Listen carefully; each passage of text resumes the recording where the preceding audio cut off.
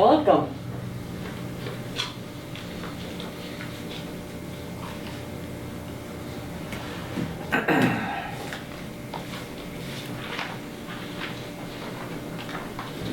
All right. Pledge of allegiance. Pledge allegiance to the flag of the United States of America and to the republic for which it stands, one nation, under God, indivisible, with liberty and justice for all. Yes, I will entertain a motion to acknowledge this meeting as being held electronically. I'll make the motion. That this meeting is being held electronically. Been moved and seconded. All those in favor? In favor? In favor?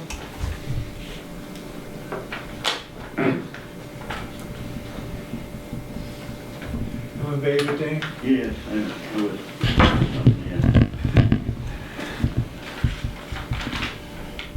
Do we have any minutes to approve? Did we make copies? Yeah. So I'll just have you approve the minutes. We did finalize them and give you copies so you can read them when you go home. We'll finalize those at the next meeting. Is that okay? Sure. Sure. But did we get copies of them? No, we finished them today. Right. You know, with our 120 absentee ballots and people registering to vote. All right, so we'll just table it for now and get back to it next meeting. Thank you. Any adjustments to the agenda? So the only adjustment is we had a request from Cindy Hebert to discuss 41 Sunset Vista Way in Great Brook Preserve. Apparently, they're in violation of the side setback, or no, the front setback. So at some point, if you could, if you don't mind us presenting that case to you, and then maybe further on down, it's in your code officer's report, but she did ask for it to be put into the agenda.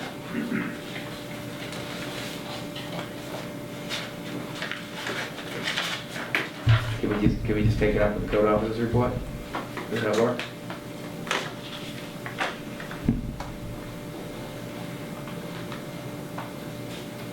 Just take it up with the, Yeah. just take it up with the code enforcement. Yeah, that probably makes sense. And if, you know, if these folks, if that stuff, we ought to put them up front.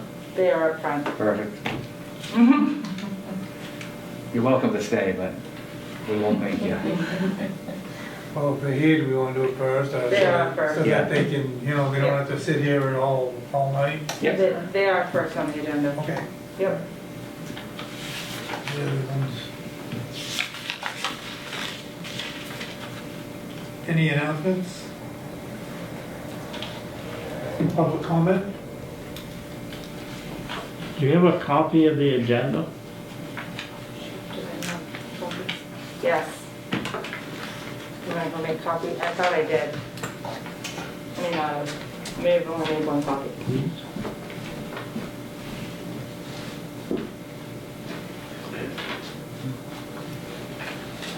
Yeah, I got one more. What's that? Got a couple checks on it. I just got a little check mark on it, but That's okay.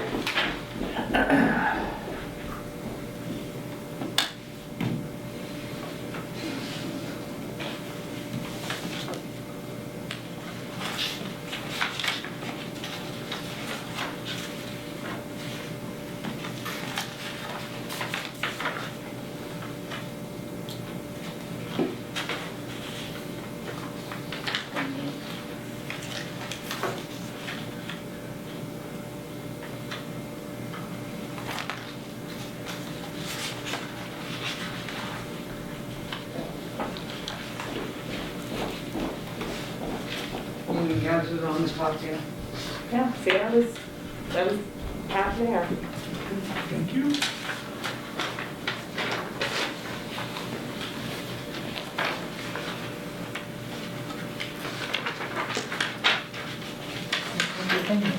I know, You can't lick them. Thank you. Okay, we'll start right in with the business agenda. Discuss and consider abatement of U71 through U746. Okay, so you have an application for abatement of property taxes in your packet. This is for Lock Summit. I had the assessor and agent review the abatement to see if he made a recommendation. He did make a recommendation. I put a copy of the memo for the recommendation on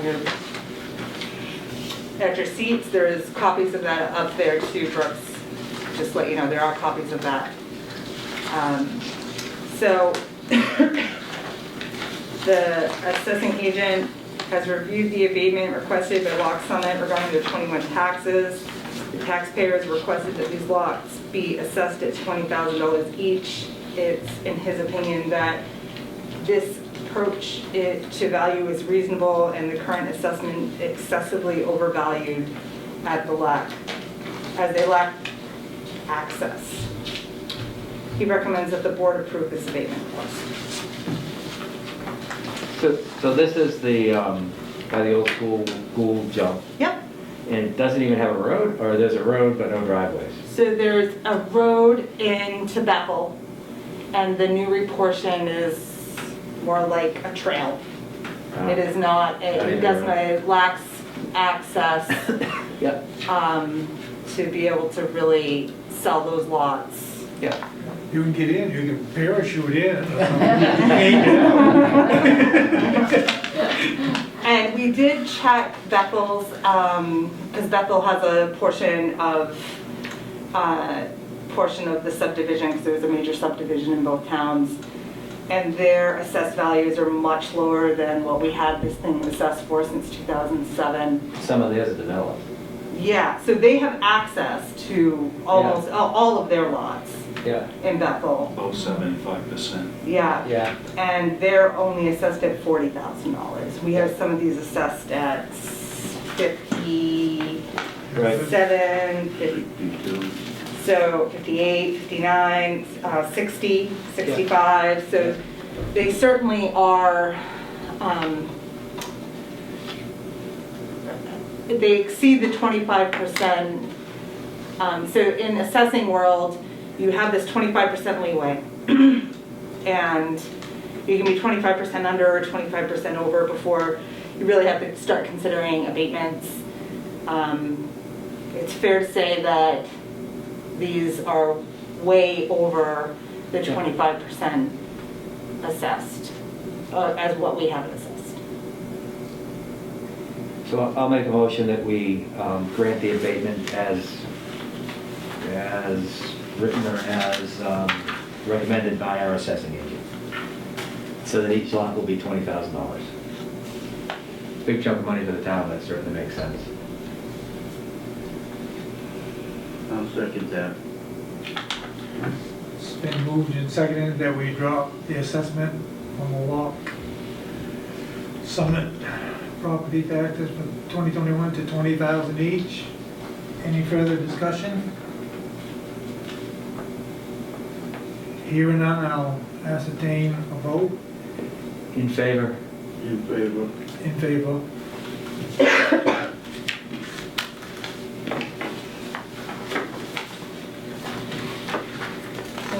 Is there anything you need from me then? No, not on the 21 taxes. Do you want to talk to them about prior year taxes? Then I guess, so my name is Jim Nichols, represent Lock Summit County. Thank you for your consideration and request of the abatement of taxes. I don't know you guys by name, so forgive me. Quite all right. But That's all right. yeah, so, I feel like since 2007, we've been good citizens. We paid our taxes for 10 years to 2017. Paid that at the full value that they've been appraised at. I know with the rates and stuff, it change year to year, but on any given year, it's been about $30,000 a year. I looked at the last 3 years, and I think it was 28, 30, 32, and 28 approximately. So, you know, we were advised a couple of years ago to come in and request an abatement. We held off because we were going through some ownership changes and things of that sort. It was just too complicated. So I've never been through this before, never asked for an abatement on it, and I paid a lot of taxes through the years with my business and stuff. I would ask, I don't even know the proper process on this, and I appreciate your motion, what you just did, that we might consider some sort of compromise for 18 and 19. Then I can formulate a plan to move the project forward in the best interest of Newry, is to get that developed and increase the tax base. And you know, we're getting closer. It's been an uphill battle for things that I can't speak to tonight, but that's kind of where I'm at. I know very well know what we owe for the town of Newry for taxes on the real estate. So I try to answer any questions you've got of me, if you have any. And I don't know what that next step would be on those other 2 years. Well, actually, it's 3 years really. So it's, you know, you gotta just make the motion for 21. So you have to be paid in order to request an abatement, correct? No. Okay. So I don't know the process now. I thought in order to request an abatement, you had to pay it first. That's incorrect? No. Yeah, that's incorrect. Right. You do not. So technically, abatements are, you're allowed a window of 180 days from commitment to request an abatement on that year's taxes. And you're holding a hat today as the Board of Assessors for the town of Newry, and that's what you just did. You put your assessor's hat on. Right. So anything beyond that 180 days or the current tax year, then it goes to the Board of Selectmen, and the Board of Selectmen have the purview to, I don't know that you consider it an abatement. It's more of a uncollectible amount of taxes, needs to be considered because of the overassessment. I would suggest that we probably need to talk to our town attorney and see, you know, what kind of agreement we need to come up with that would be legal and proper, and have it recorded with Lock Summit Estates, so that, you know, we can get them into good standing, as well as, you know, the town needs to receive the taxes that's it. So what's due? Do you know what's due? Or do you guys- It's 3 years. So 18, 19, 20 are due? Yes, Guys. for various reasons that I can't. Yeah, good. speak It to does- tonight. No need to explain. Yeah. I could have swore you had to have, I'm just making that up. We should confirm that.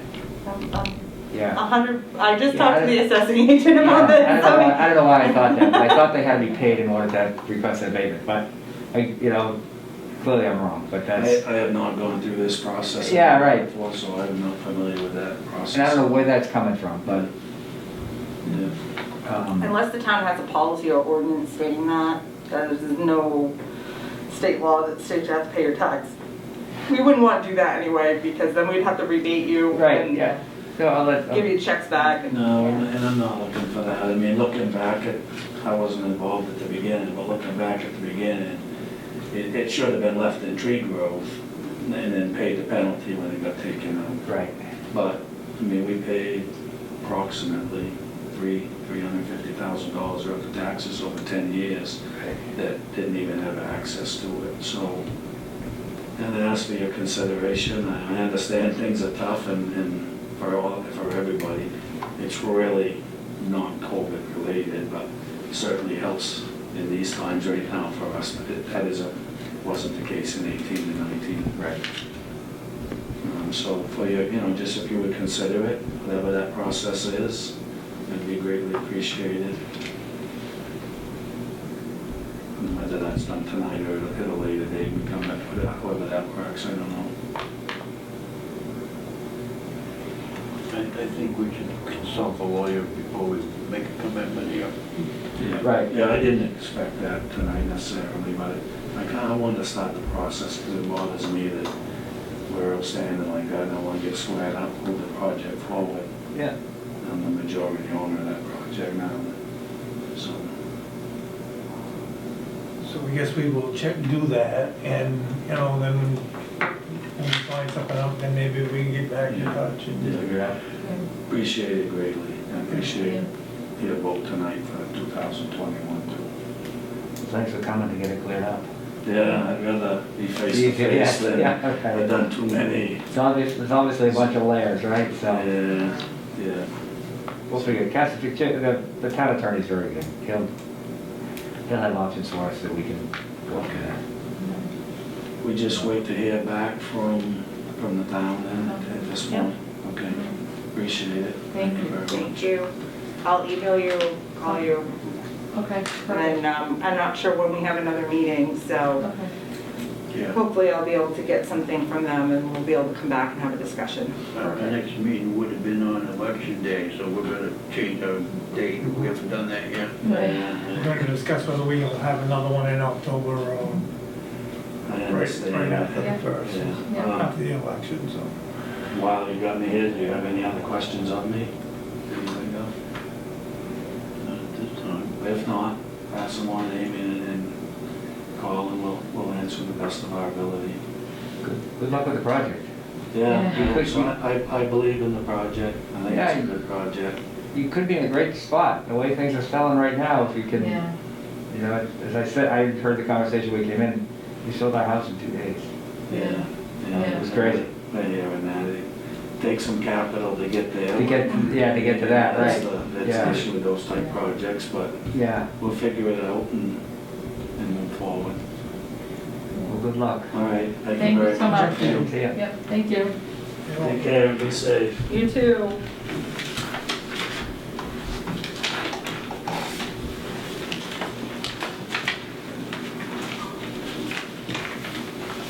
Okay, discuss and consider renewal signing off on the main local road assistance program, LRAP.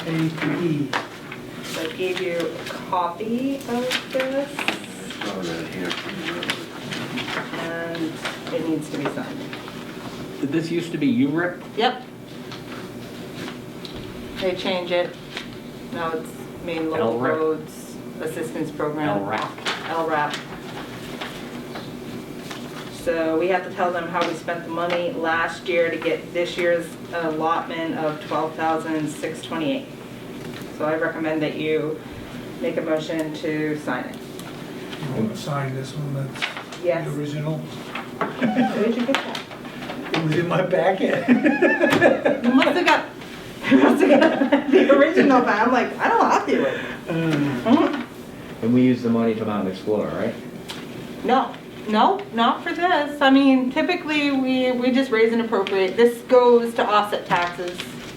I use this money as well as the excise tax money to offset taxes every year. So, we just raise the money from Mountain Explorer, and I think in past years you had a dedicated article that said LRAP money went to Mountain Right. Explorer, but now we just Right. raise it. I make a motion that we sign the LRAP paperwork. And we'll get $12,628 back. Yep. I'll second that. We might have to tick off a number for what the project was. I think we gotta tick off a pavement number there somewhere. There was a page here that I saw where. I think we're, I don't remember seeing a piece of that when I looked through this the first time. This one here? Yeah, I need the original. And this is just one thing. So we can just sign the back, it's gonna You be. can sign the back and then it's, Well, I've got a place to sign on it. it's number 1. So, do you have a regular colored pen? Flip it over here and it's numbers 1, 4, and 7. 24/7. Yeah. We've had a motion and it's been seconded to sign off on the Maine Department of Transportation Local Road Assistant Program. If there's no more discussion, I will entertain a vote In favor? In favor. in favor.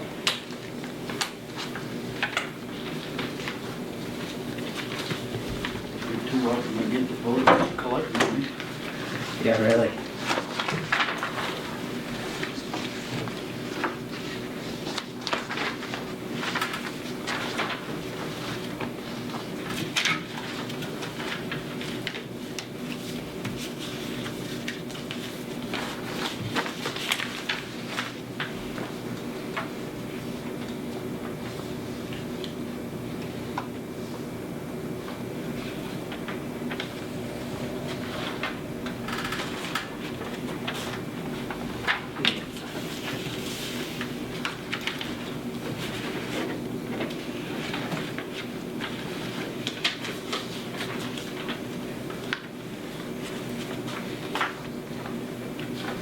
Discuss and consider the resignation of a selectman and setting a date for special election.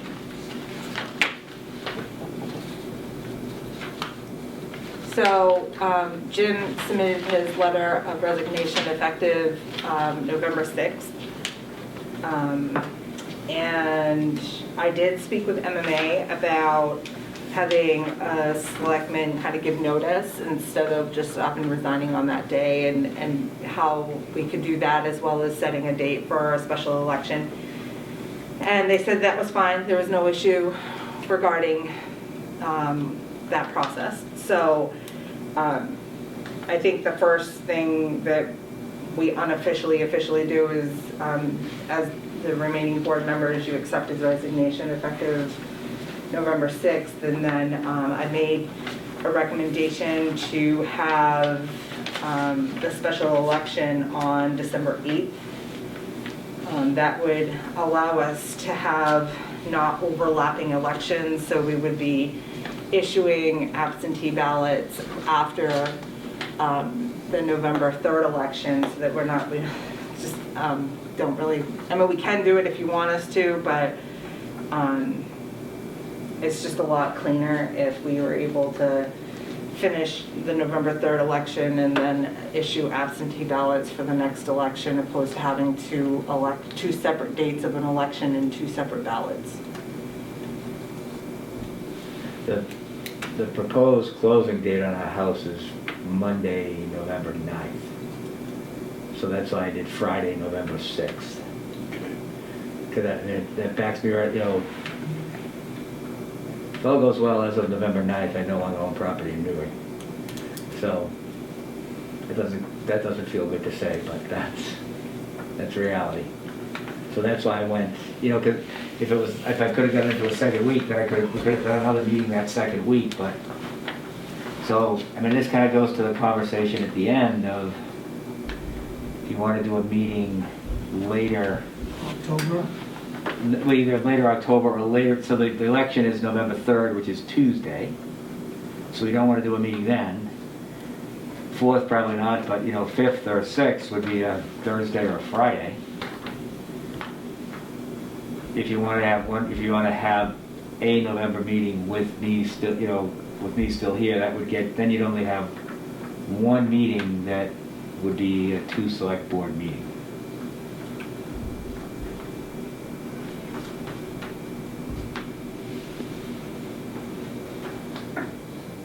Well, if we can have another meeting, well, I was gonna say we could wait and accept it on that meeting, but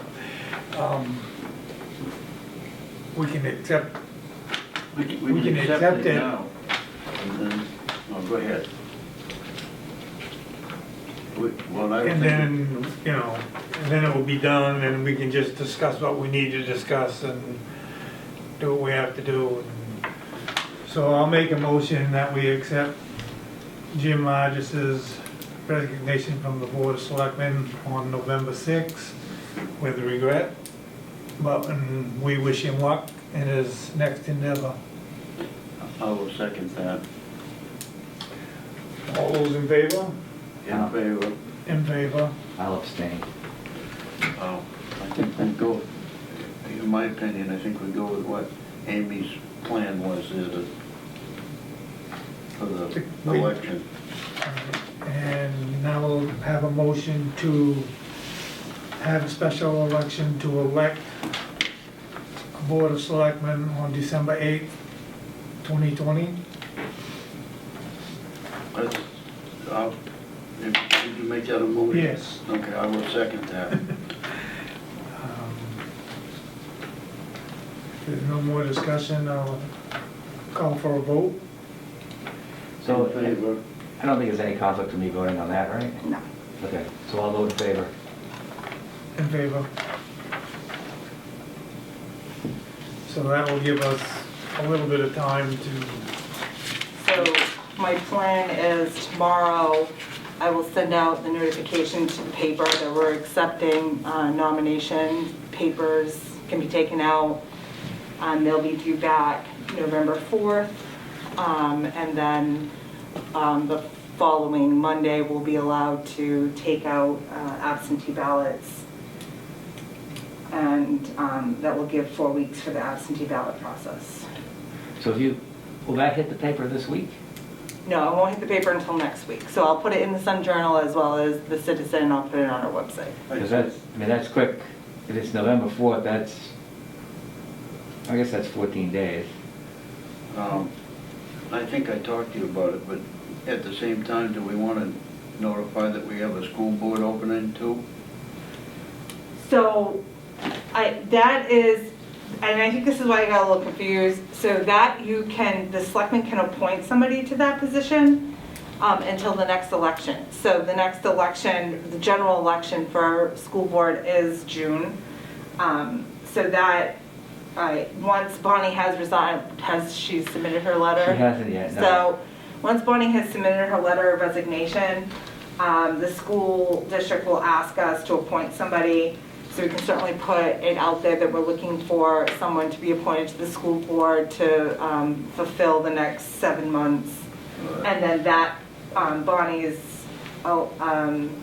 term will be up for election along with whoever else is. It might even be Bonnie's term. She might be up, or it might be 2 years instead. Well, I just thought, while we were putting the ad in, it probably wouldn't cost us any more to put it in with that part too. But it would be confusing because people are thinking that they're going to be taking papers out. Okay. And they don't take papers out from us anymore anyway. They have to go through the school, and the school gives them, I'm pretty sure the school district's gonna ask us to appoint somebody for a 7-month term. That's what I was thinking though, but I just thought if we advertised that we were looking to appoint somebody, we might get somebody that wants to do the job. We have actually had people come in. Okay. Yep. And I've been hitting up everybody that has registered to vote if they want to serve on our various boards that have openings. Since we still got planning board slots. to fill. Yeah, we still have plenty of She's work. pushing that too. I've been pushing it.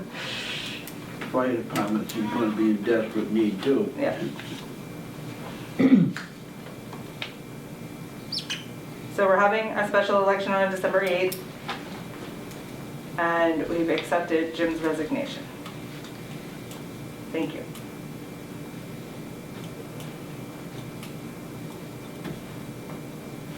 yes. What was the time frame you're looking for on the next part there on the election delay opening? I think I put in there at 9 a.m. so that we don't all have to leave here at 10 or 11 o'clock at night and then be back here for 7 o'clock in the morning.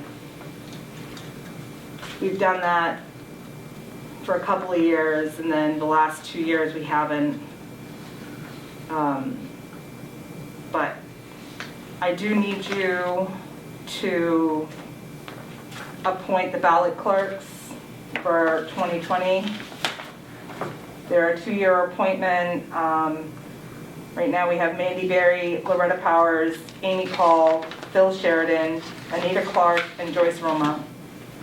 And I do need to have those appointed so that they can be ballot clerks for the November, well, not all of them are going to be ballot clerks for November 3rd, but some of them are going to be ballot clerks for the December 8th, so I had to add one.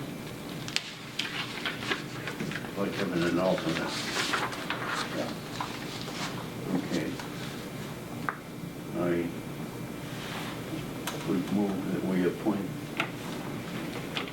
list here, which I've got my list, I saw it, but I don't have it right in front of me. Well, the last one wasn't on there, right? Right, yeah, I had to, Joyce isn't working the November election because she had another commitment, but we still like her to be a ballot clerk, so you could add her to your list. Joyce Roma. Yep. So I'll second the motion. I've got the list that we appoint Mandy Berry, Loretta Powers, Amy Call, Phil Sheridan, Anita Clark, and Joyce Roma as ballot clerks for 2020, 2021. 2020 through 2022, they're a 2-year appointment. For 2020 through 2022.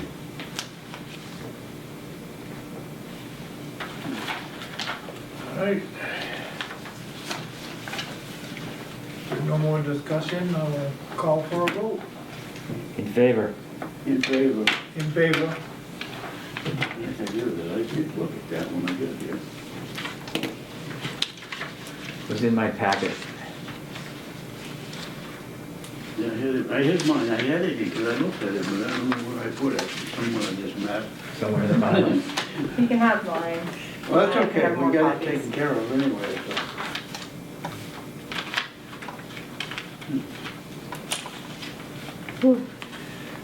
Okay, then that just brings us, whether we want to delay opening, now, all the votes are gonna be counted, some of them will count early, is that what you said?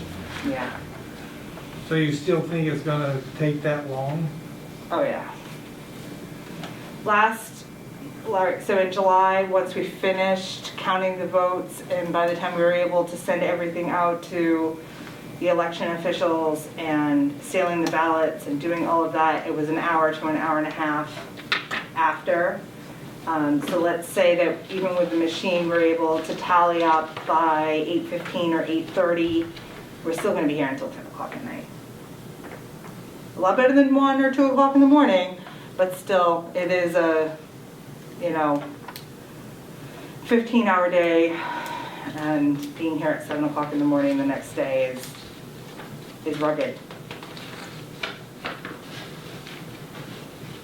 So we ask that you delay opening until 9 o'clock on the 4th so that, Would you consider having someone come in at 7 and work a short day?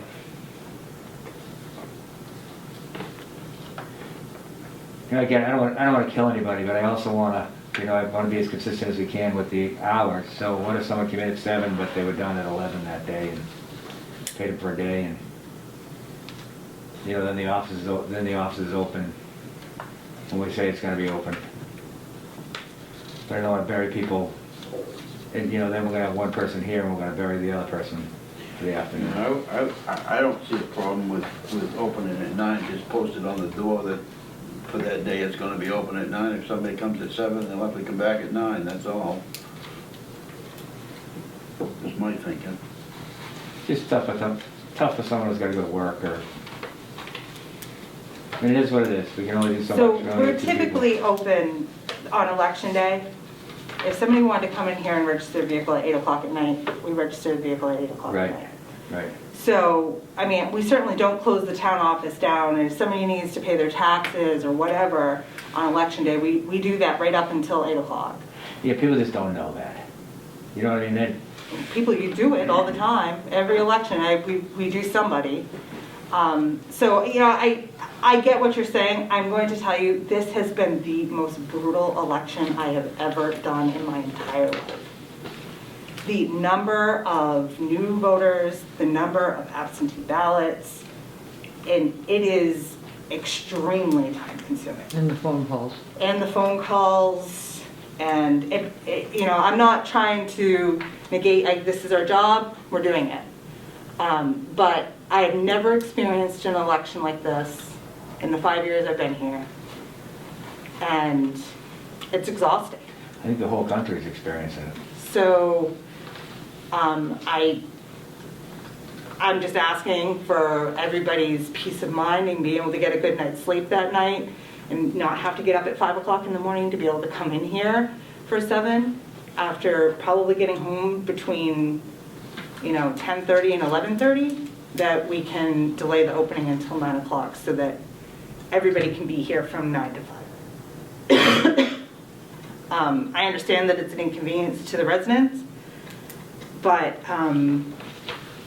I feel for all of the really big towns because, 122 absentee ballots for a town that has, when we started out in August, 310 voters, has been just every day, 20, 30 people asking to register and to get an absentee ballot.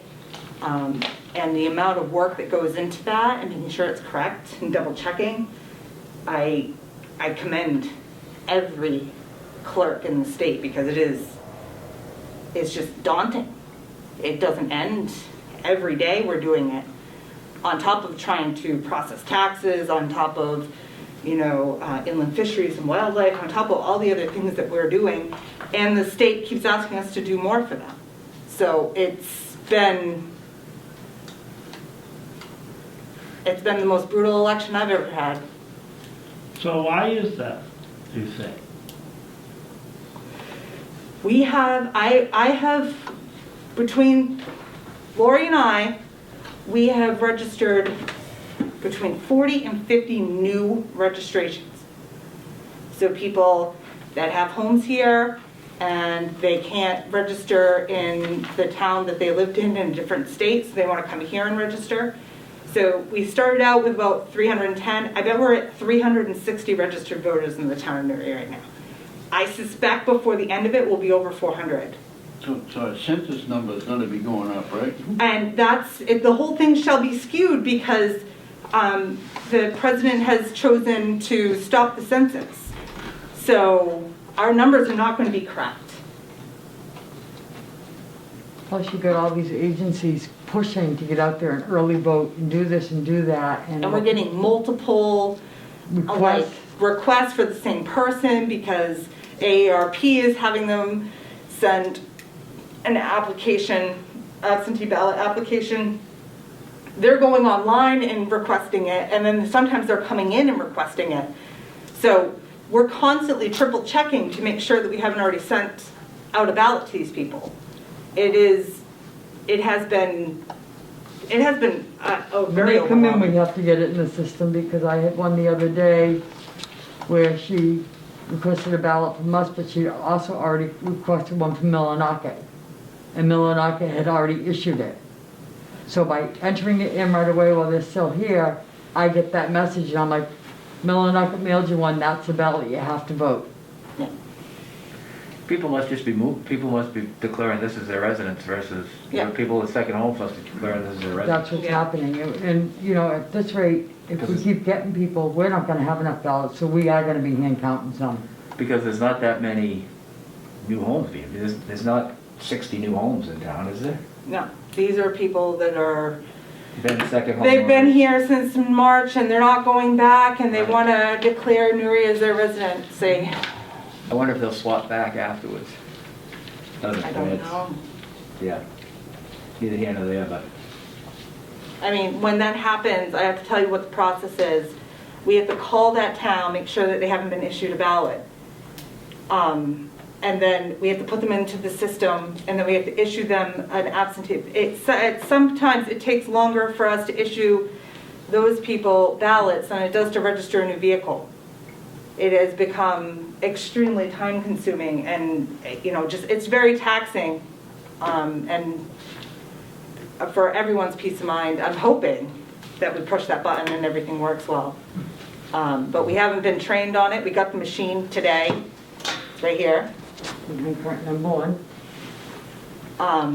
But we haven't been trained on it. So we need to make sure we get trained on it so it works correctly. I'm hoping that we're, in and out of here by 10 o'clock, but it could be a much longer night.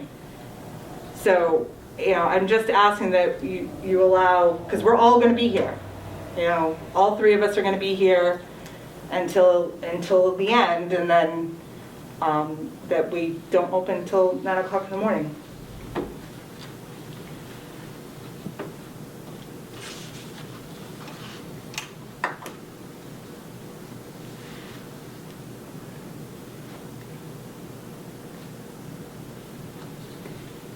Well, I'd be in favor of the 9 o'clock and just post it on the door.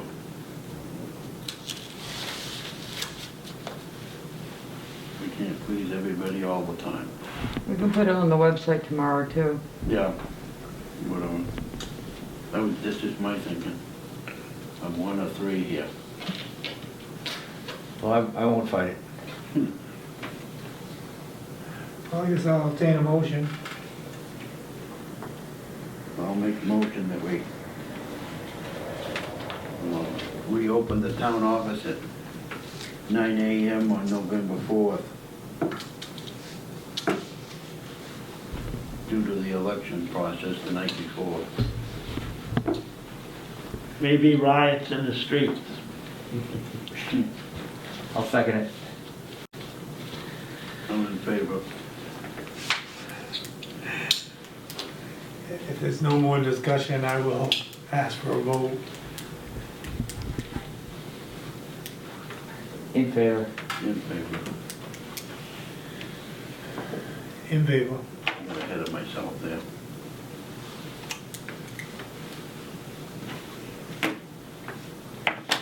Sure do wish we had that extra person now.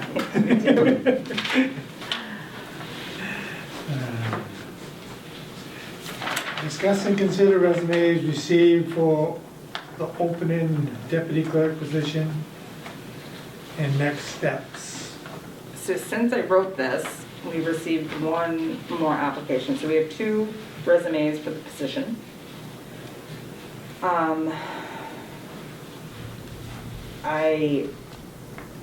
I think we delay it until after the election. As much as I'd like to see somebody get in here between now and then, it's 2 weeks and I just don't see it happening. And then if we get any additional resumes, we consider those people and set up interviews for the week of November 9th, 10th, 11th. So wasn't there a date on that when they were supposed to have been in though? Yeah, so I'm gonna have the the, one you got was after the date? no, it was at 5 o'clock on Thursday. If we got any more, we're gonna have to So my plan is to update the ad on MMA and say, due to election, still accepting applications, as well as the town website. If you'd like me to put additional ads in the paper, I will, but they're expensive, so, and they really didn't garner, we got one resume, maybe from the Bethel Citizen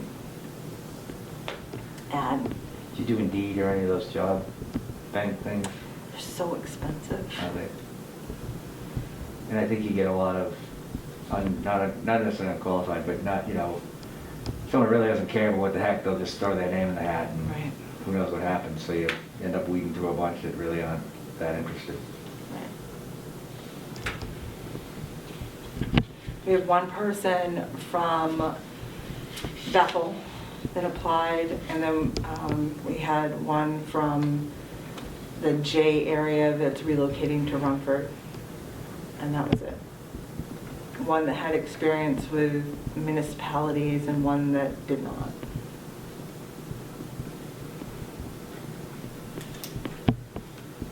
So, I mean, I would say interview everybody that applies at this point, because nobody, and I talked to Bern, and Bern's having a hard time getting any applicants as well. It's just people aren't looking for frontline work right now.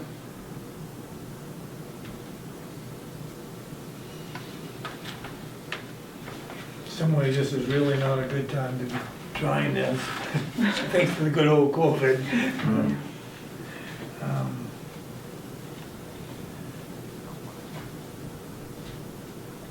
It's interesting, I said it to Amy the other day, with so many people out of work, though, you'd think there'd be a pool. Yes or no, but Yeah, I but mean, the with what people are unemployment- getting paid unemployment, some of them don't need to go to work, unfortunately, Right. but Didn't you say that the deadline was this Thursday or Friday? It was last Thursday. Last week, okay. Yep. so I guess I'll attain a motion to put off the interviews and continue to receive applicants for the deputy clerk opening at the Newry Town office until after the elections. Or after the election on November 3rd.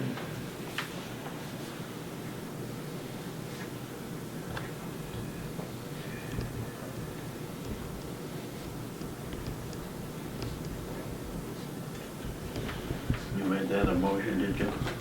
I can make that a motion, I will make that a If you motion. make that a motion, I'll second it. I will make that a motion.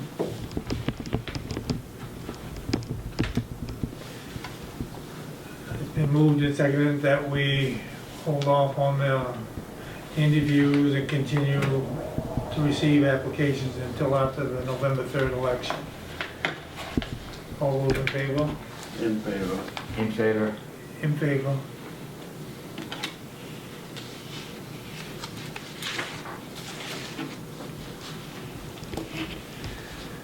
All right, discuss and consider rescheduling the next Selectmen's meeting. Do you think we'll have something to discuss by October 27th? Or should we wait until the 5th, 4th or 5th? Right now, the only thing that I would have is if the attorney comes up with some kind of options for us for the back taxes, for Lockwood. And possibly the hiring. That would only be another week if we put it off until the 5th, all right? 5th. It would be then, yeah, it'd be another, it would give him, I mean, you did say the 5th, right, Jim? Because that would put Yeah. you just before you Yeah. resign, Yeah. so. Right, Friday the 6th, Friday is the 6th, so yeah. election is Tuesday the 3rd. Yeah, Wednesday would be a rough day to go for a long day.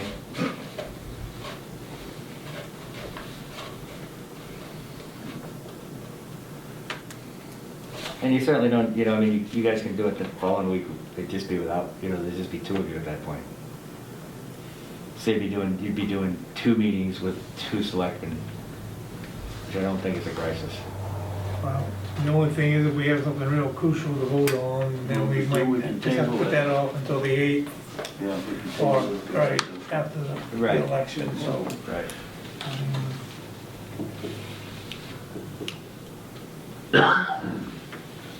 Yeah, if you went like the 5th and the 17th, you'd be, beginning of the month, middle of the month.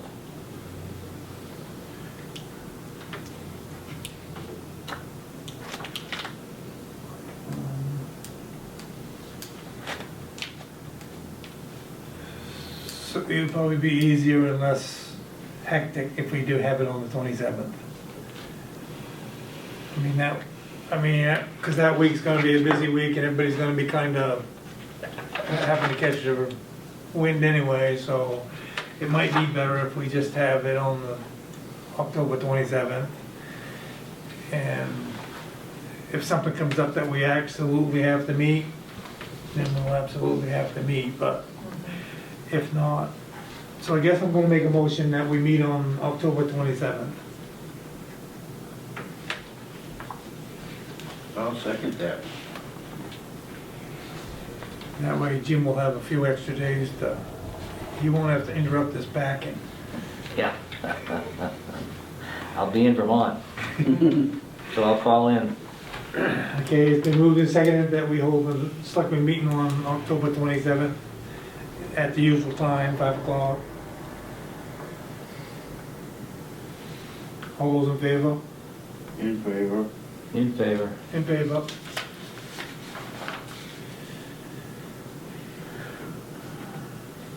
And you'll put the call-in number on the agenda like you normally do? Absolutely. Yeah. All right. So the only other thing I have before we get too far ahead of ourselves is the assessor filled out the municipal valuation return today. So I'm going to give you a copy of it. It was completed by the assessing agent. He asked me if we want to continue to sign off on these or if it's okay to have him sign off on these.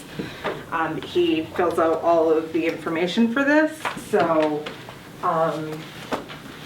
you know, he does it in other towns that he is the assessing agent for.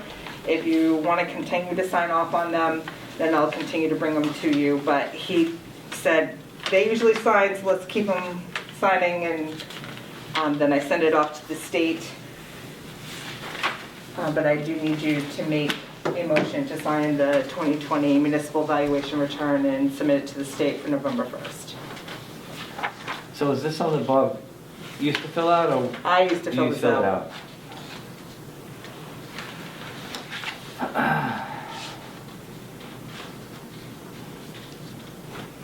So we're at 95%. Yeah, so that gets determined earlier in the year, and then it gets put on here.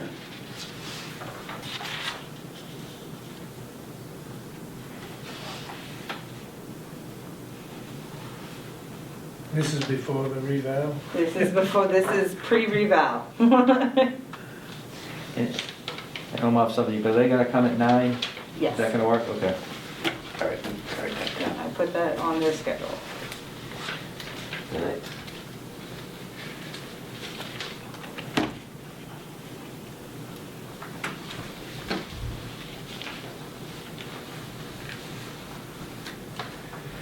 And I should be home when they come. Yes, Okay. somebody needs to let them in. Yep, okay. The dog can't do it? Yeah, the dog really is not a good candidate for that. Okay.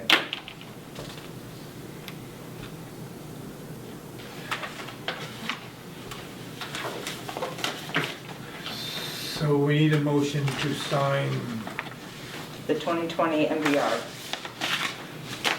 And then do you want a second motion about continuing to sign? Is that our second question? If you guys don't want to be signing this anymore and you want to delegate this to your assessing agent, then you could add that into your motion authorizing you guys to sign, but in the future, allowing the agent to sign off on it. Or you can continue to sign off on it. I think, it's, you know, we won't be here for it, so it's on, but I would think it's worth at least having it presented so you get a chance to look at what we're signing. Because the select board is still the assessors, right? Yep, you're the Board of Assessors. Yes. and then that way we make sure that we have to look it over, and Yep. so I guess. Some towns, so I've worked with some boards, and some boards are like, I don't even know what these numbers are, I don't want to be responsible, I'm not signing. And some boards. Still gonna be responsible. I know, but Right, but you didn't fill it out and you, Then you shouldn't have run for office. so, and I've worked for some boards that have done that, and then I have, you know, I have boards like you that have always signed it because people like me have been the ones filling it out, and we've all been muddling through it together, so, which is fine. And he just said, bring it to them and have them sign it, because that's what they've always done, and we're gonna continue doing it that way. So I'll make a motion that we sign the 2020 municipal valuation.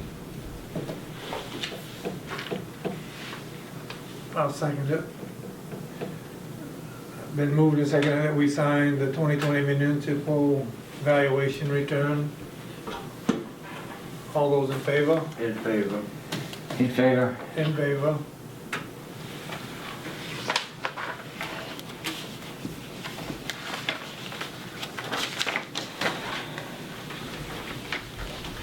And if we don't sign it? I go to jail, I guess, that's what they tell me. Take that name off. Yeah. Or maybe you Sign do, it, because because you you're have the too Board much of fun Assessors. relaxing in jail. Want a date on that or not? Do we need to date it or just sign it? Yes, so I'll date it, it's fine, you can if you want to, it's the 20th. You got it now. What do we have to do with this other one? This is the So service that's the agreement? it's the reval agreement, he signed it, you guys just need to sign it, it's on my, administrator's report. He finally reviewed it, and he's okay with signing it, so We already approved it. you already approved signing it, you just need to sign on it.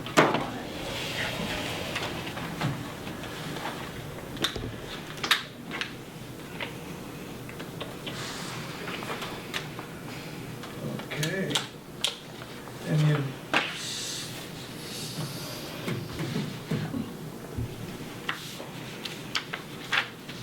Yeah, once we'll sign that, get rid of it. Thank you.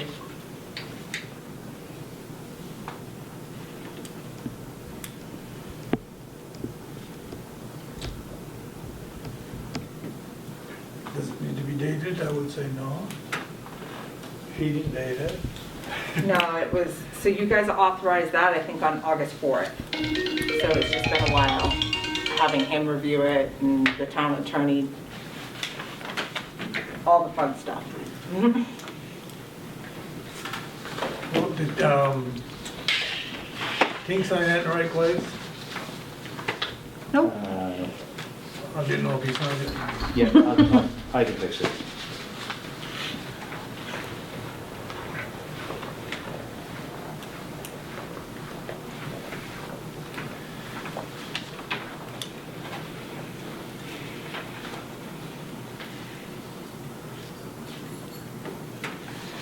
I don't know if we have any committee reports. So I have a trash committee meeting tomorrow. Where we're talking about the Casella contract as well as the Dean Richmond contract. And hopefully kind of finalize the language for the interlocal agreement so that I can bring that to you maybe on Tuesday. Maybe I have something else for you. Amy, those are the other two that we Oh, signed. thank you. As we discussed the last time we talked about this, it's a one-year deal, we don't have a whole lot of options, Yeah. Right.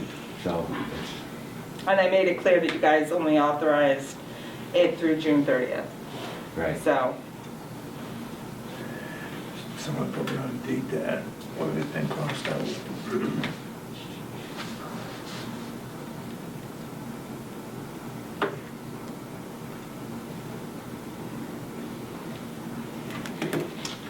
so that's the only other committee meeting. I wasn't able to hop on the Zoom meeting this afternoon, but Mountain Explorer did finalize their schedule for the 2020-2021 season tonight. So they are planning to move forward with the bus service throughout the winter. Wonder if they'll take seats out or what they'll do. Probably X them off, like, Yeah. I don't know if this is committee report, but fire department met last night, and we did have another member resign. So now I think we were down to 5. But the chief, now with this person that resigned, was sure that we will be able to get other people to join. Because he was kind of one of those people that was kind of handed on the line there, so first he's gonna ask permission from Jodry, the chief of Bethel, to make sure that it's all right if we approach them to join our department as well as still be on Bethel. Right. And I think one of them is on Rumford as well, so, but Alan also wanted to for me to bring up, to make sure that, to thank you, Jim, for all of your help Thank you. over the past years. So he didn't know if he would get to see you or not, so he wanted to just say thank you. Yeah, I appreciate that. That's very nice, thank you. Okay, administration report. somebody made a mess at the covered bridge. And along the way to the covered bridge. And they never picked it up. And we fielded 6-7 calls about it. Which has prompted, yet again, another conversation about why do we take a courtesy calendar for the bridge when we can't control it? So it's yet another discussion, but we had 3 weddings there over the weekend. We're not sure which wedding, or if it was a combination of all 3 weddings. It was probably a combination of all 3, But they had balloons stringed up on the telephone poles the whole way there. And then there's a mess at the bridge. So, and they keep calling us and asking us if we're gonna pick it up, and I have gone down this rabbit hole a couple times and gone over there and picked up streamers, and Dave has, and I think we've had Alan. This is the first I've heard about it. Not this time, but in the past. Like last year, I've gone over there and got streamers off the bridge. I think we might have had Alan go over there a couple times in the last 5 years, but people are not picking up after themselves at the bridge. Did anybody call the state? Yeah, I emailed the state and let them know that, and then I had Randy Baker came in and he complained that there were some kids there kicking planks off the edge of the bridge a couple weeks ago. He heard some banging went down and these kids had kicked off some of the wooden planks off the bridge. So we're having bridge issues again.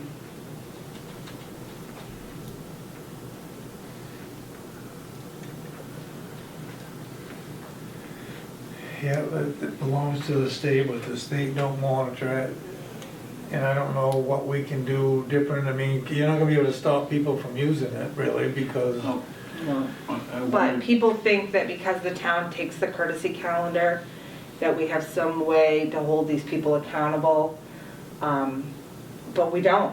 I mean, sometimes we take a phone number or an email address. We have no physical address for these folks. We have no way of knowing, where they're from or, any of that. And we give them, the rules of the bridge, no open flames, no stapling anything to the bridge, you carry it in, you carry it out. People just aren't following the rules. Is there a way we could have a deposit, that if they were gonna use it, they'd have to put up a deposit? If We don't have it. Yeah, that's right. I know we don't own it, but Yeah. if we were controlling but it, I think if we did that, then we'd be That would be more liable. more liable for it. of course, when you get 3 people on one weekend, now you gotta figure out who. Which Yeah. one did it, Yeah. or, Is it a combination of the But three? if we control it, if we're long as giving it back, it's not like we're making money off of it. We're taking a deposit for cleanup if they don't clean up. It's, but then again, then you're gonna have to have someone go inspect it in between. Yeah, I suppose. I was just trying to think of a way that would, and, I understand the rationale of wanting to have a courtesy calendar. But when it's the town that's doing the courtesy calendar, people assume that the town has some mechanism to hold people accountable, and we don't. So I don't know. is there a way that the state would give us some way of making it accountable? I don't know. I don't know either, I'm just asking, We've talked to the state several times over the years about the vandalism and, So it would seem like, littering at the bridge, so. it would seem like our state reps, our representatives are the ones to turn to for help. Since, they represent us with the state, right? So Usually we deal with the DOT because they're in charge of the bridge. So we go to the district manager, so I call the district office in Dixfield and try to talk to them about. But I don't think we're in a rock and a hard place, right? If we're gonna take some responsibility, we either gotta get in or get out, is my opinion. If we're gonna take the courtesy things, we ought to get emails and phone numbers and all that, so we can email these 3 today and say, hey, what's up? Or we get out and go, we can't do that anymore, because it's not our bridge, but. Right, we just say you have to call dispatch at the DOT in Dixfield. Call DOT. Yeah, or, Well, my state- thought process has always been that the chamber has promoted the bridge as a place to have a wedding. Ask them if they're willing to do the courtesy calendar. I mean, and it certainly could try that, from a business standpoint, it's a big deal. All the weddings and all the revenue it brings to the town, that's a big deal. Yeah. I mean, because all the courtesy calendar is, I'm gonna have a wedding there from 1 to 3. Right, so anybody else can say that you got anything going that day. Yeah, anything else going on that day? Okay, yep, I have an email address, take your email address down, we send them out the rules, and that's the last we hear from these people until they don't pick up after themselves.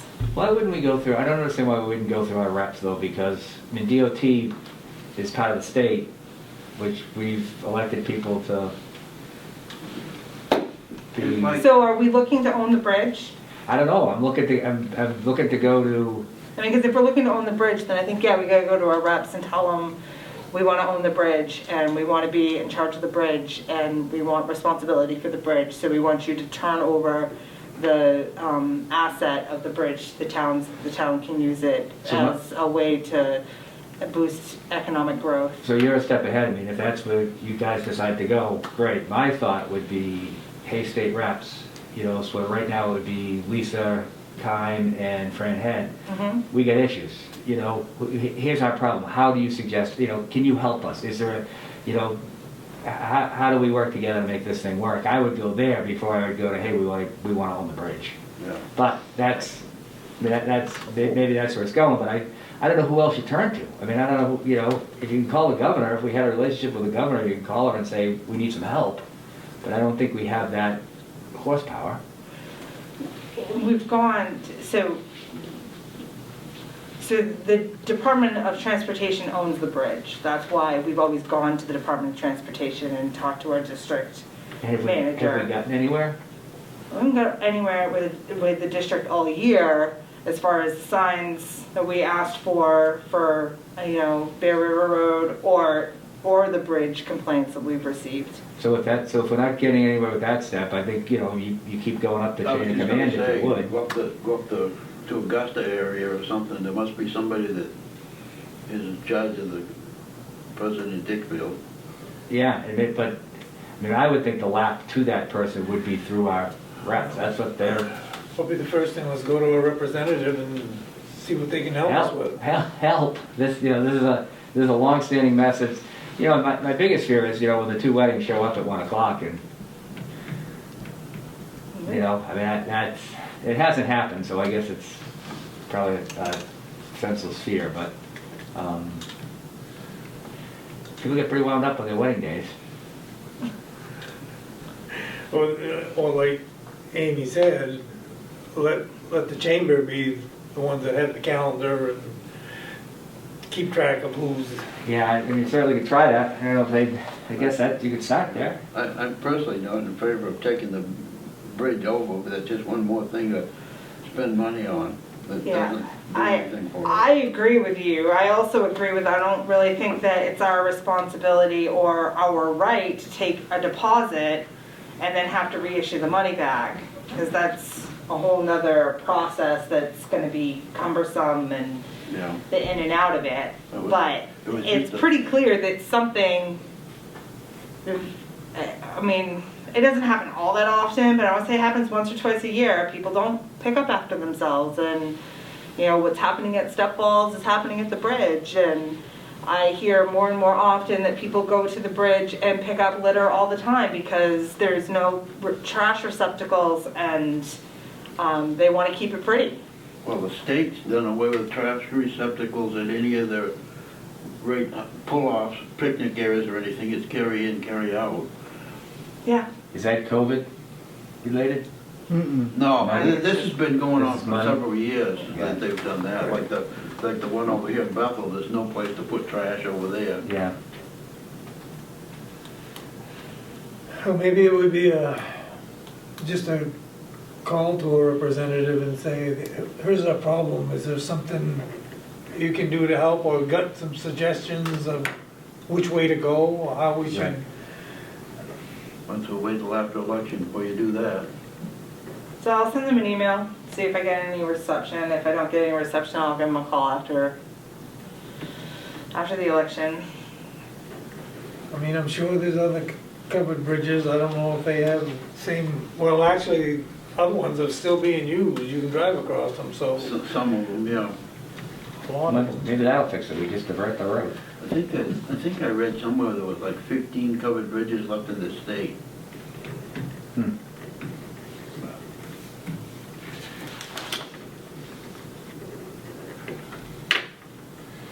Well, we gotta start somewhere, I mean, we don't, it's not that we really wanna do it, but someone has to do it.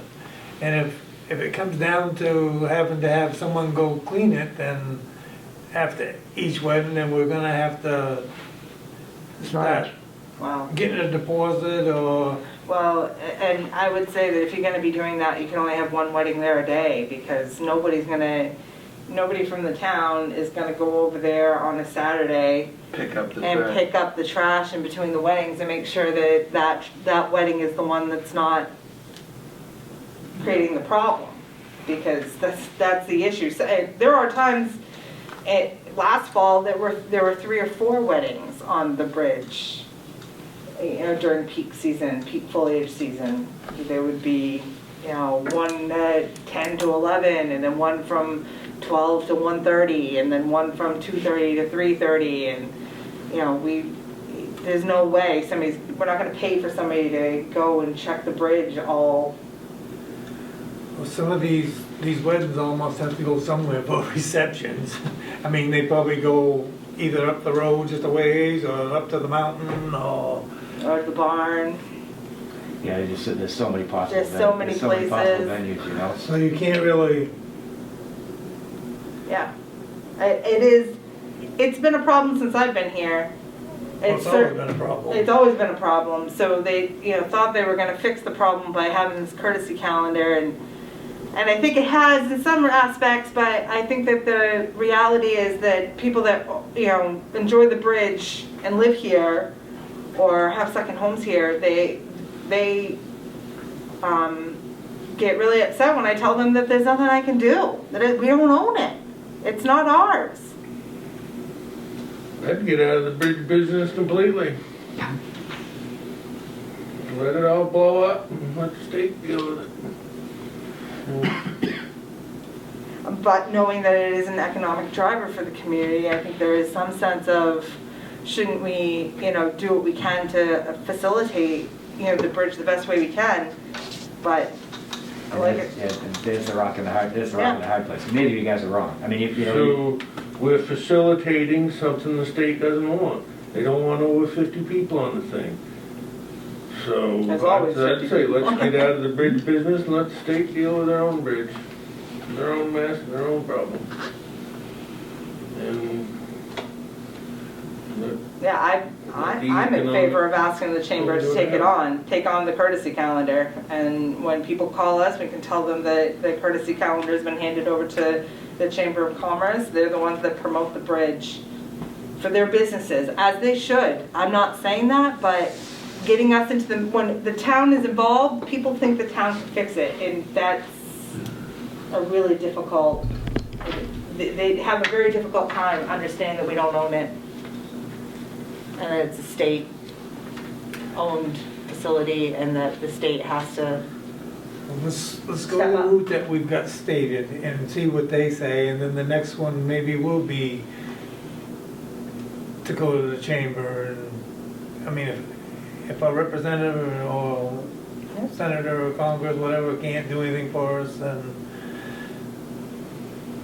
we just keep going, or it's the same old, it's been the chambers that, or someone like the chamber that promotes the bridge, Step Falls, Letter Rest, Frenchman's, and you keep getting more and more people, but then they don't have to deal with all the precautions, so maybe it's time that they were held a little bit more accountable, I don't know. But it shouldn't really be put on to us. Not 100%. Anyway, anything else on your report that you want to bring up? Would it be better for Veterans Day to close on a Monday instead of Wednesday? So I would say if you're gonna close on any day, close on the Thursday, because Monday and Tuesday, we're gonna have so many reports that we have to send to the state due to the election that we really need to be open those days. But if we follow the observation of Veterans Day, then the state's closed and they're not gonna expect any reports from us. But there's a pretty strict timeline where we will need to be available to the Secretary of State's office so that we can get them the reports they need.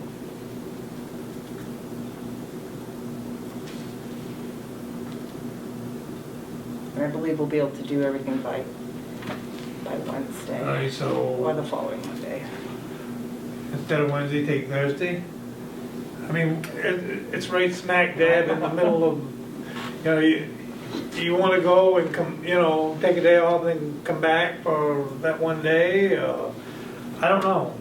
It's just we don't have any support anywhere that day because Right. it's the one, state's it's like the closed. 4th of July and Christmas and New Year's. It has to be observed on that day. And the veterans fought for that, not to have it be a Monday, long weekend holiday. It's Armistice Day. That's why it's November 11th. So if the state's closed, I mean, I get what you're saying, Gary, it's kinda weird, you work a couple days, have a day off, but, you know, you take the bonus day and Yeah. come back for a day. Well, I also know that some businesses don't, you know, give their employees that day off Right. either, so, Right. but That's something we've already done, though. if that's the day, that's the day, I guess.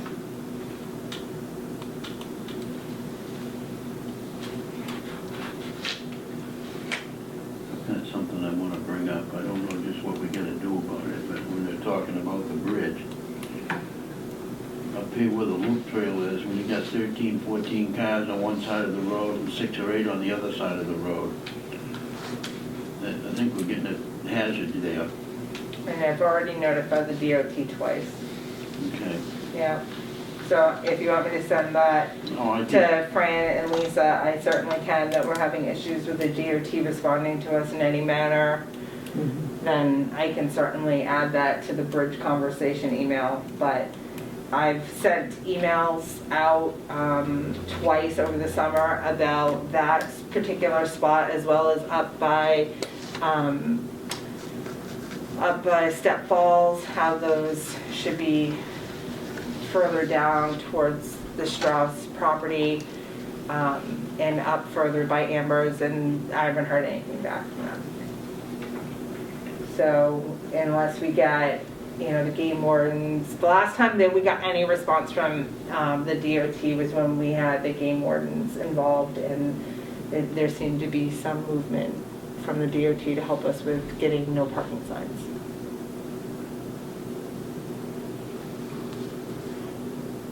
And if there's no parking signs, then the sheriff can ticket them.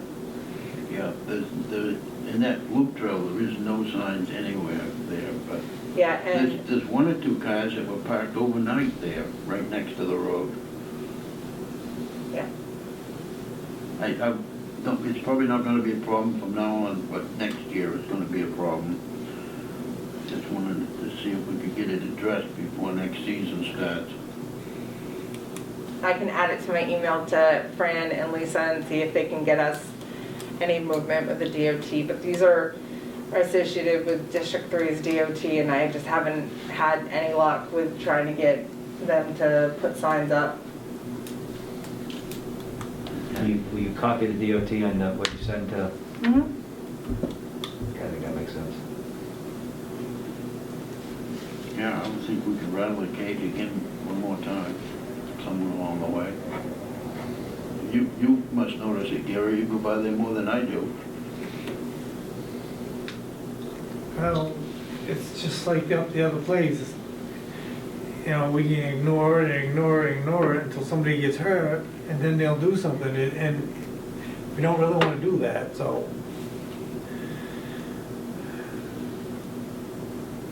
To me, But- that particular spot is almost worse than Step Falls because of the curve in the road there, you know? Well, I mean, the state's got their own problem up there in the park. Yeah, that's On another. along the one, but that's Appalachian not Trail, ours. if you rode up through there, they've got parking on. This has been just a crazy summer that People want there's to be a lot of people outside. out, because this is what they can do, they can go out by themselves. I mean, you can't really blame people for doing it, but Now, we can't go out and put in parking garages for everybody to park either, Right. you know. Takes away from the estimate, Yeah. makes it slow down. You know, Okay. We're good with that. Let's go on to the CEO. Well, shall we jump right to the request from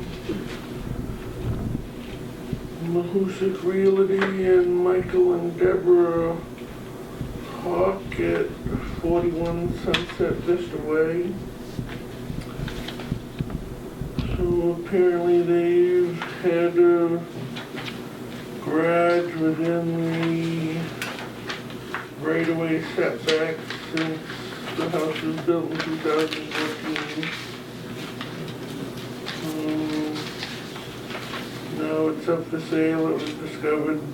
That was discovered via a mortgage survey, and they called up wondering what the deal was, and I said, move it or get on the Selectmen's agenda to see what they may allow you to do.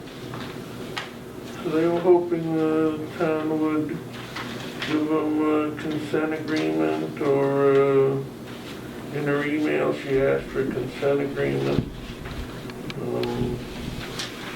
or some sort of documentation that would alleviate them from their violation. I haven't sent them a notice of violation. I learned about this last week sometime, middle of the week, last week. So, It's too close to the road, is that the issue? yes, yeah. There's apparently a 25-foot right-of-way setback, and And it's 14? yeah, so they're 11 feet into their setback. Do you think it's a hazard?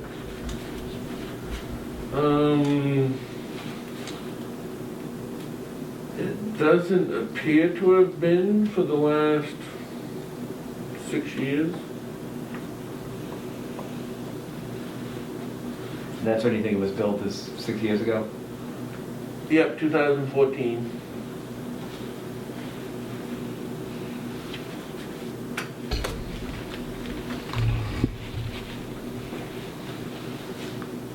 The only problem I see with that is, it's not, you set up, there's a precedent set, if somebody else wants to do something. You, Well, I think that it definitely, you have an issue with having rules and then people violate the rules and then they come and ask you for forgiveness after the fact. So what's the point of following the rules if we're gonna do that? There's an issue. The second issue I see is, and we've learned this over the last 5 years, is that no board can enter an agreement that would bind a future board. So I don't know how legal, a consent agreement would be that they're in violation, they're in violation, everybody knows they're in violation, and you're binding future boards from issuing a notice of violation. But we could do a no action. No, still, you can do a no action. You can do all of these things, but it doesn't mean that in 10 years, the board sees it differently and you Correct. go after them. Yeah, correct. Yeah, correct. That's what I'm saying, to follow up what you're saying, we're not gonna bind anybody, but and I hear you, and I hear the precedent, I get it. Who knows if it was an innocent mistake or what happened. Sunset Vista Way is not a heavily traveled road. It's been there for 6 years, it hasn't been a hazard. There's a number of reasons to say we won't do anything about it, but you remain in violation, and down the road somebody could. And then they can make a decision on whether or not they wanna move it or not. and so they also took this to the Great Brook Preserve Association, and the association said it was okay. So, But they didn't have any right to really do that. but that's not our road, right? Sunset Way is not our road. That's right. So, Great Brook has an association, and Different- they yeah, have their different- deeds and Garrett. covenants, and they have their own setbacks and their deeds and covenants. And this was just a piece of paper saying that their subdivision association isn't gonna make them move it to fit their covenants.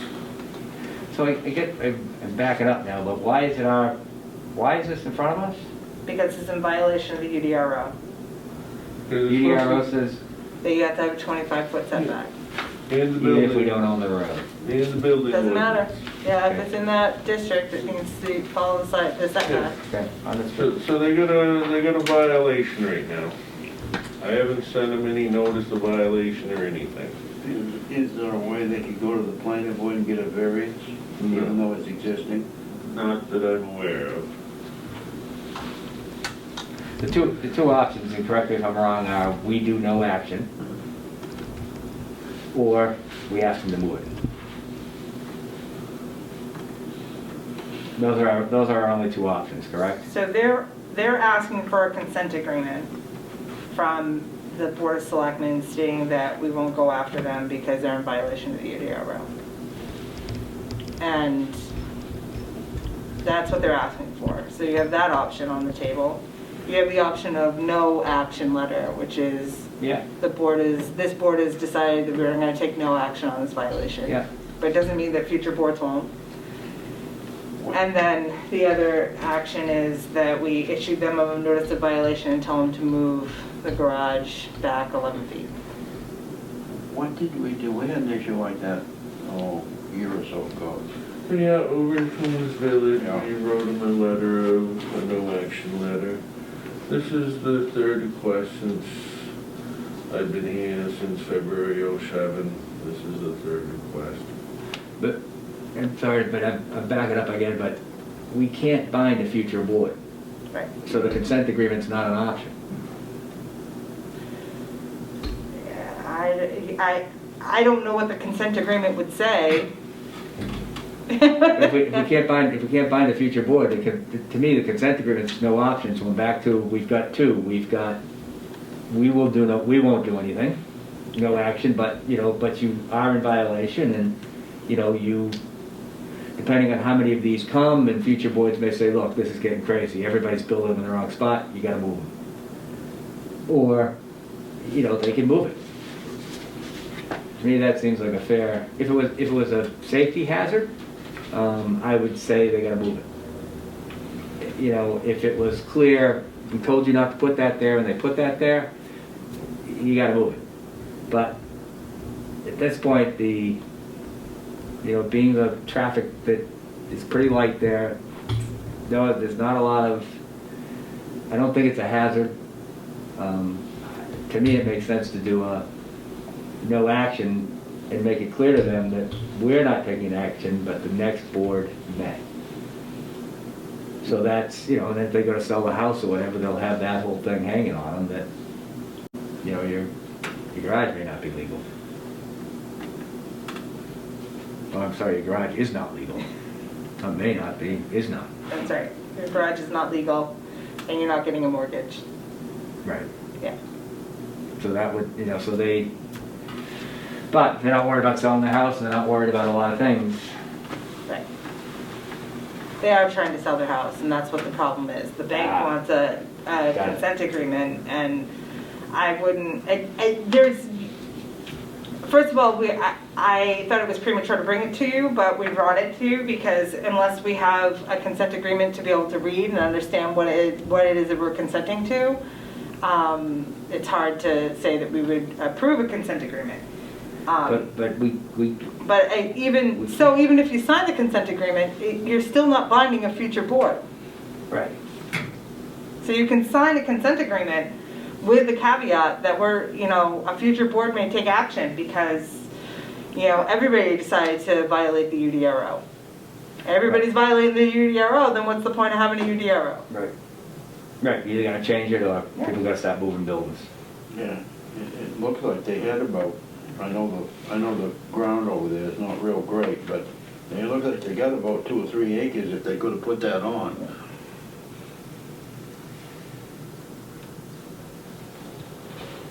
I'm kind of in agreement with Amy. I mean, what's the sense of having the ordinance if we don't try to go by it? Oh, yeah.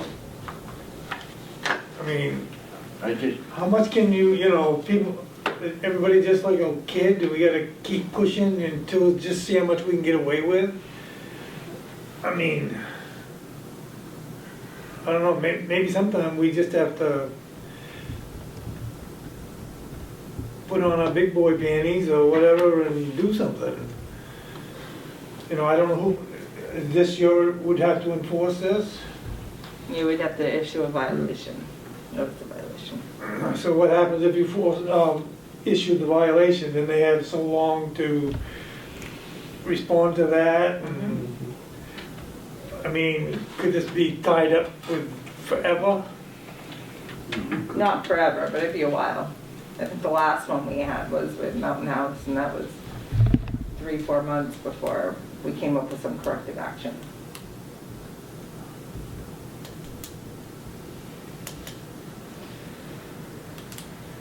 I don't know, we had a lot of people that, come up with these ordinances, and there must have been a reason for them to have them, And the will of the people voted on the ordinance, so that's what they're expecting everybody to abide by. And if they're not abiding by the ordinance, then what's the point of having it?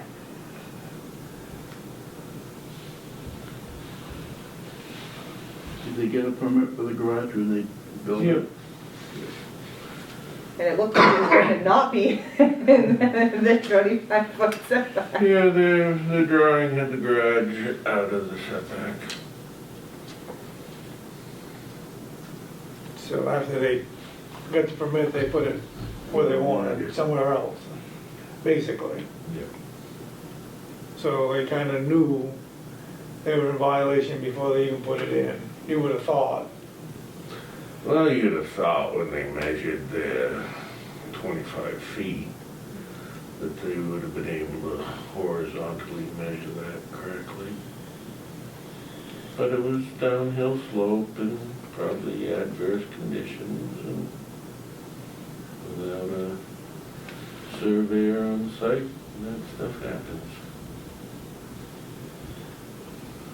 Yeah. So maybe these people that are building these $1 million to $2 million homes have to put a little more site work in what they do to make sure it's located in the right spot. And not have to come ask the town to let them off the hook because they didn't have their act together in the construction phase. Well, I guess I would be in favor of having you issue a violation. I don't know if we need to make that a motion so that we can vote on it, but If you want to issue a notice of violation, we definitely need to have a motion. I'll make a motion that we have Dave issue a violation notice for the 41 Sunset Vista Way in the Great Brook Preserve subdivision.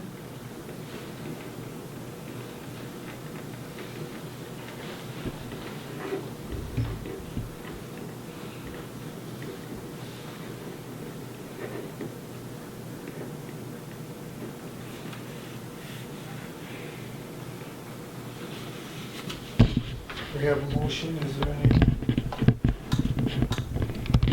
No one seconds it, then I guess we're done with that. No, let me think just a minute, just a second here. We gotta kinda, like you say, we gotta kinda put our foot down.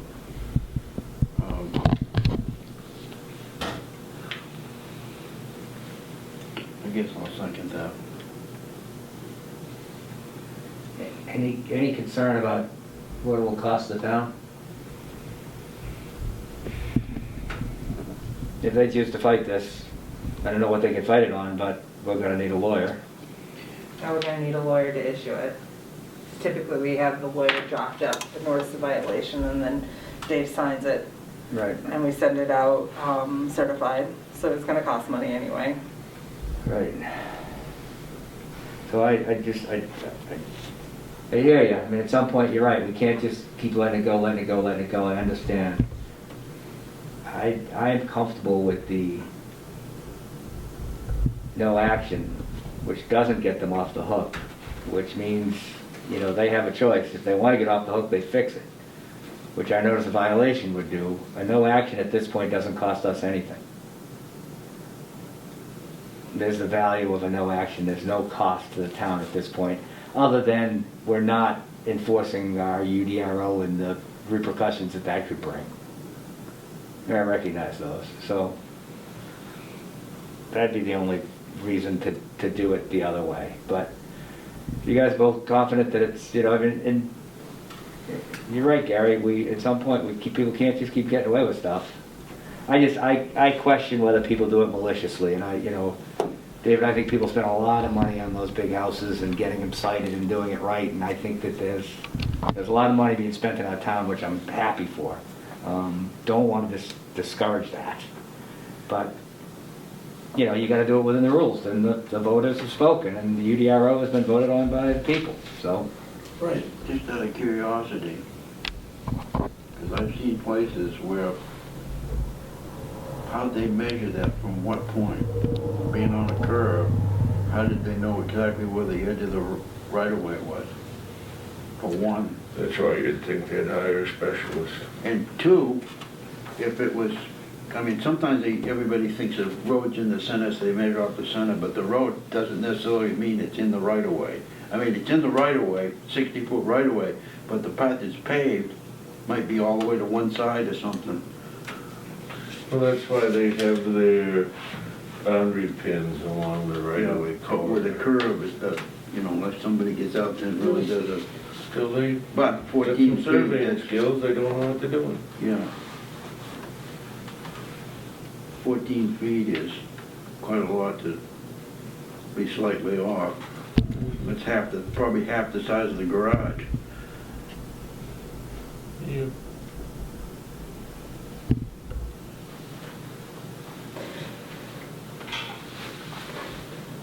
Did you second that, or Yeah. are you still thinking? No, I did second it. Okay, it's been moved and seconded that we have Dave issue a violation for the Sunset, 41 Sunset Vista Way, I'm not sure. on Green Brook Reserve. Any further discussion? I'm not sure what kind of a can of worms we're opening up here, but if we don't do something, we could have a can of worms, so.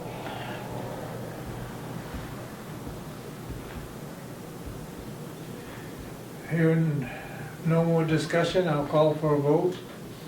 Affirmative? I guess I'll go affirmative too. I'll vote affirmative.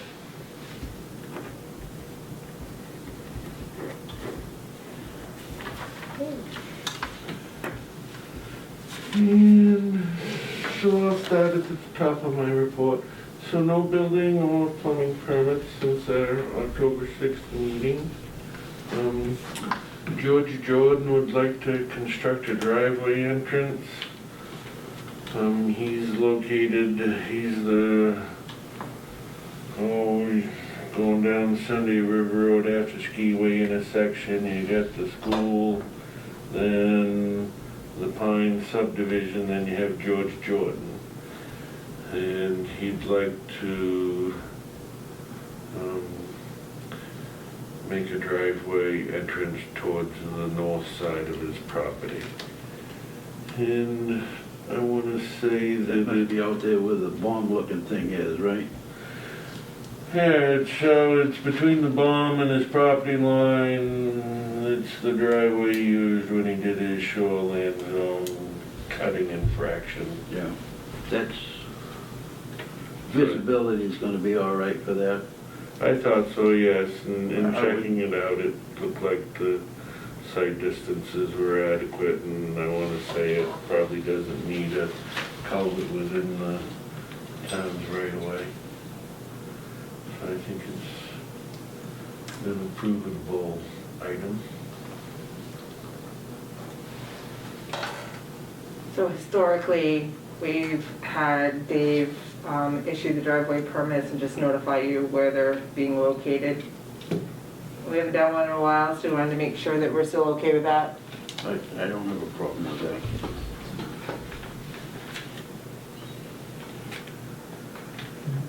Good work, and I guess let's stay with it. Okay. So the Red Arrow subdivision across from the fire station withdrew their application. Stoneham coming, got the speed trailer last Tuesday. I contacted Leo Menard to discuss the two proposals that Jeff Stearns had come up with. He was in favor of the narrow vegetated buffer, and so I took the liberty to drum up something. We could certainly hire out a landscape architect to come up with something for us. If Stearns didn't seem to volunteer his capacity, but I could inquire with him about that. So I made a little handout for your review. One of Jeff Stearns' recommendations was creeping juniper and low bush blueberry, so depending on how much money we want to blow on buying plants, blueberries were $20 a plant, just getting prices off the internet. Blueberries seem to be $20 a plant, and creeping juniper seems to be $30 a plant, so that racks up some money in a hurry. So we can bat that around. I just wanted to give you something to look at with the sketch that I came up with. Have the owners any input on whether they want to keep it so they can look at the river or bushes or whatever? I know they've been mowing it, so there must be a reason for it. Yep,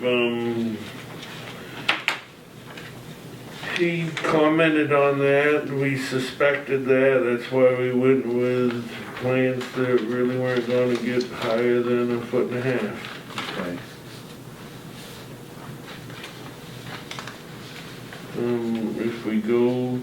If we do something,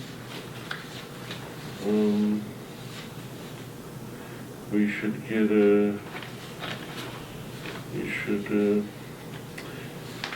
an easement over him to do it. And that's why I included the temporary construction easement from 2009 when the town did the initial work there on the stream bank.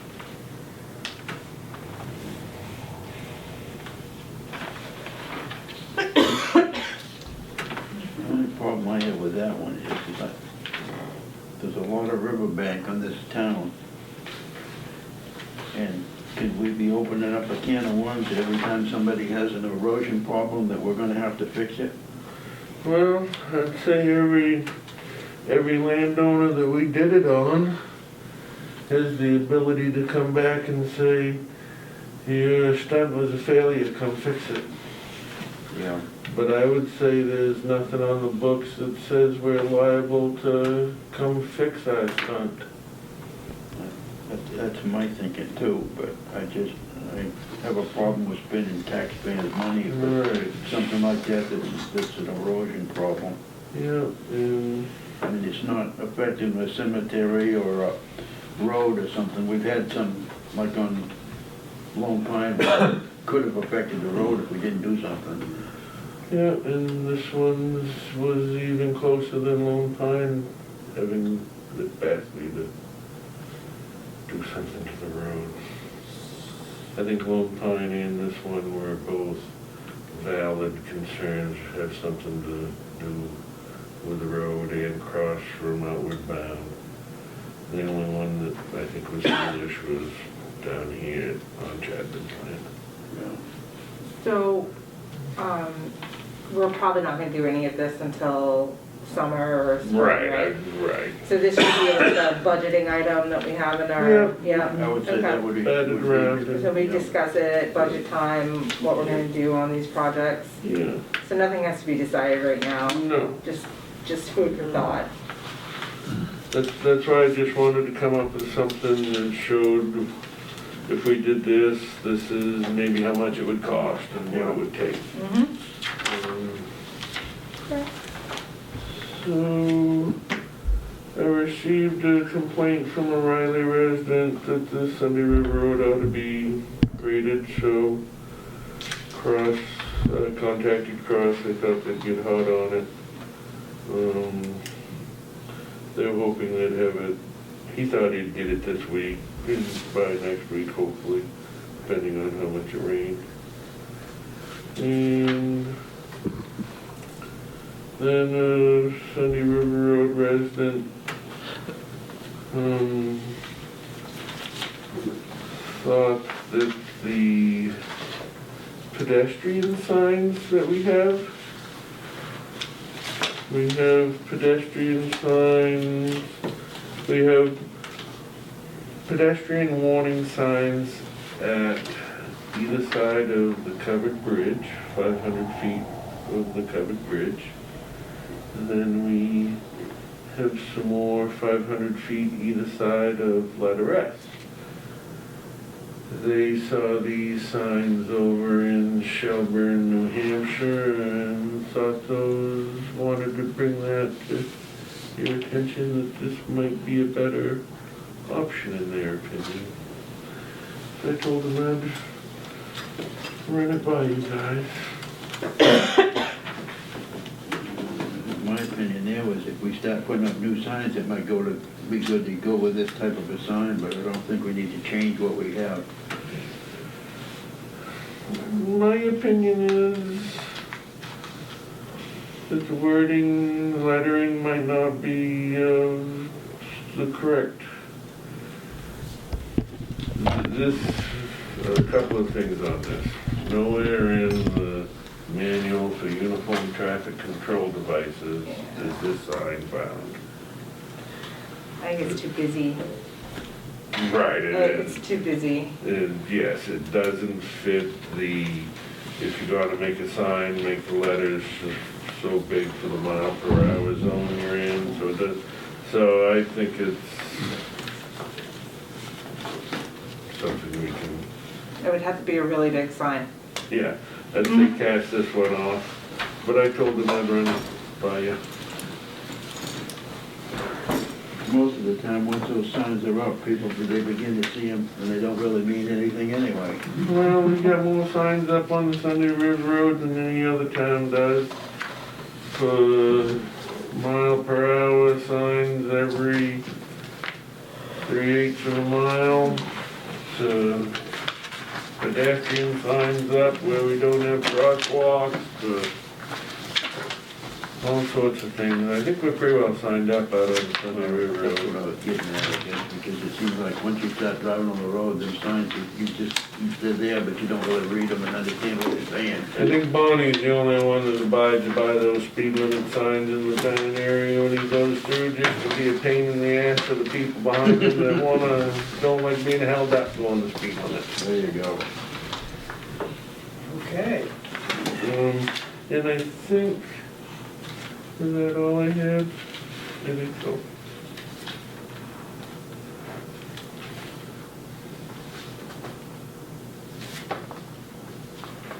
Yeah, I think that was all I That had. appears to be everything.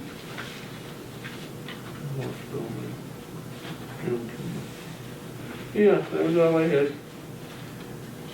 So, another business, the next meeting will be October 27th at 5 o'clock. If we have nothing else, I will entertain a motion to adjourn. Make a motion, we adjourn. I'll second that. All in favor? Approved. Approved.